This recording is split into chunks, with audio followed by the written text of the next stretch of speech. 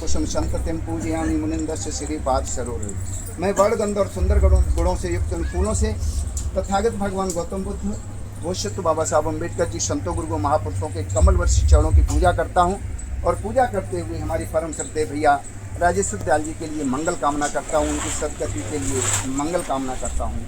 ऐसे ही संतों गुरु महापुरुषों के चरणों में पुष्प अर्पित करते हुए उनके लिए मंगल कामना करता हूँ। तो इसलिए फूलों से पूजा की जाती है। और क्यों की जाती है फूलों से पूजा, इसका एक अर्थ होता है। अभी हम लोग ये फूल जो लेकर के आए हैं, या तो हम किसी माली से लेकर के आए या किसी डायरेक्ट बगीचे से तोड़कर लाए हैं। सही बताना, आप लोग सभी लोग बैठे हाँ या ना में उत्तर जरूर देना। ये फूल जिस तरह से अभी ताज़ा दिखाई दे रहा है, जिस तरह से ये ताज़ा फूल दिखाई दे रहा है, 2 घंटे बाद इसी तरह ताज़ा रहेगा या मुरझा जाएगा? मुरझा जाएगा। क्या होगा? मुरझा जाएगा। क्यों मुरझा जाएगा? क्योंकि ये फूल डाली से टूट चुका है।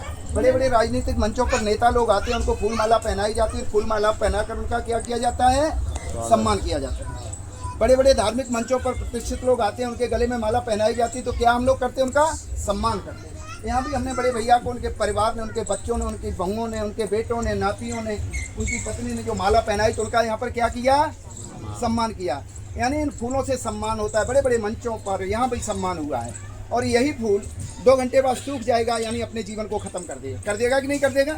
अगर ये डाली पर लगा होता तो शायद अभी नहीं मुरझाता। 10-15 दिन 20 दिन, यानी जब इसकी उम्र होती तभी डलता, तभी ये मुरझाता। जिस तरह से फूलों ने अपना जीवन खत्म कर दिया और हमें सम्मान दिया, फूल से सम्मान ही तो होता है ना। फूल हमें सम्मान दे करके जाता है, फूल अपनी ज़िंदगी को ख़त्म कर देता है। उसी तरह से ये संत गुरु महापुरुषों ने अपनी ज़िंदगी को ख़त्म किया है और ख़त्म करते हुए तब कहीं हमें ये मान सम्मान की ज़िंदगी मिली है। इसलिए उन संतों गुरु महापुरुषों के चरणों की पूजा फूलों को फूल चढ़ा कर की जाती है, इसलिए यहाँ पर फूल इस्तेमाल किए जाते हैं। दूसरी हमने पूजा की है मोमबत्ती से। आप लोग सभी लोग जानते हैं, हमारे घर में लाइट चल रही है और शाम को अगर लाइट चली जाए तो हम लोग क्या जलाते हैं? क्या जलाते हैं? मोमबत्ती जलाते हैं या दीपक जलाते हैं? एक ही बात है दोनों। मोमबत्ती जलाते हैं।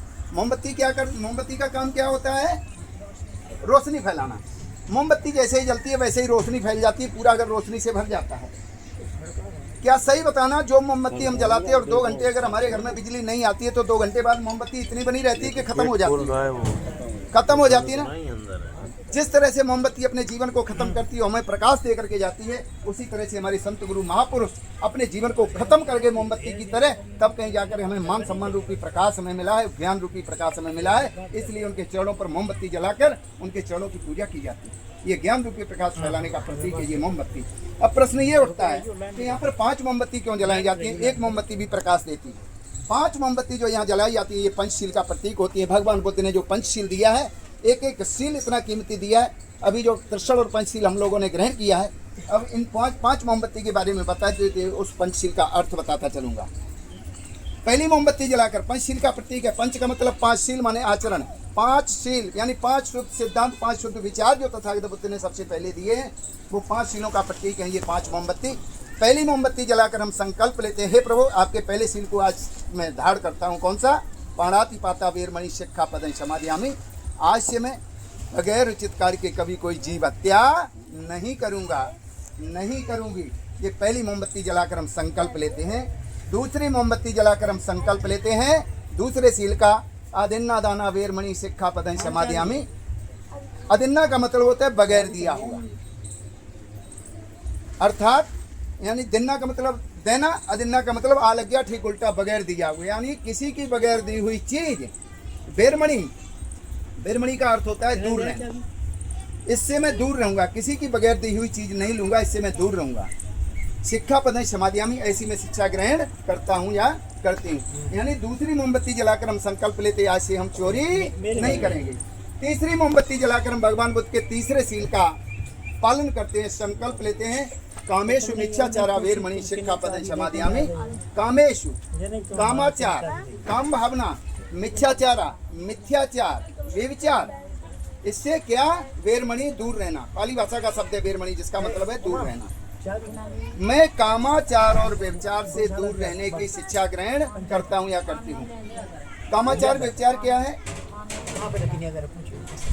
कामाचार व्यभिचार किसी पुरुष द्वारा अपनी पत्नी के अलावा किसी दूसरी महिला पर गलत निगाहें डालना, ये कामाचार व्यभिचार की श्रेणी में आता है। उसी तरह से किसी महिला द्वारा अपने पति के अलावा किसी पर पुरुष पर गलत निगाहें डालना ये कामाचार व्यभिचार की श्रेणी में आता है। इसलिए तथागत बुद्ध ने कहा कि एक नारी सदा ब्रह्मचारी और एक पति पतिव्रता नारी, यानी जो पति एक पत्नी के साथ जीवन व्यतीत करता है उससे बड़ा ब्रह्मचारी दुनिया में कोई नहीं है। ब्रह्मचारी होने का मतलब ये नहीं कि पूरी जीवन शादी मत करो। ब्रह्मचारी मतलब बताया है तथागत बुद्ध ने कि जो एक पत्नी के साथ जीवन व्यतीत करता है, किसी महिला पर गलत निगाहें नहीं डालता है, वो सबसे बड़ा ब्रह्मचारी है। उसी तरह वो महिला जो एक पति के अलावा किसी दूसरे पुरुष पर गलत निगाहें नहीं डालती है, वो सबसे पतिव्रता नारी होती है। इसलिए तथागत बुद्ध ने कहा है कामाचार व्यभिचार से दूर रहना चाहिए। तो हम तीसरी मोमबत्ती जलाकर संकल्प लेते हैं कि आज से हम प्रभु कामाचार व्यभिचार से दूर रहेंगे। चौथी मोमबत्ती जलाते हैं, संकल्प लेते हैं जिसमें मूषा वादा वेरमणि शिक्षा पतन समाधि। मूषा का मतलब है झूठ, वादा माने होता है बोलना, वेरमणि माने दूर रहना, यानी झूठ बोलने से दूर रहने का सील है कि हम झूठ नहीं बोलेंगे। झूठ क्या है? झूठ बोलना, चुगली करना, बकवास करना, बात झूठ बोल के लड़ाई झगड़े करवाना, ये झूठ में सब आता है। तो चौथी मोमबत्ती जलाकर हम संकल्प लेते हैं कि आज से प्रभु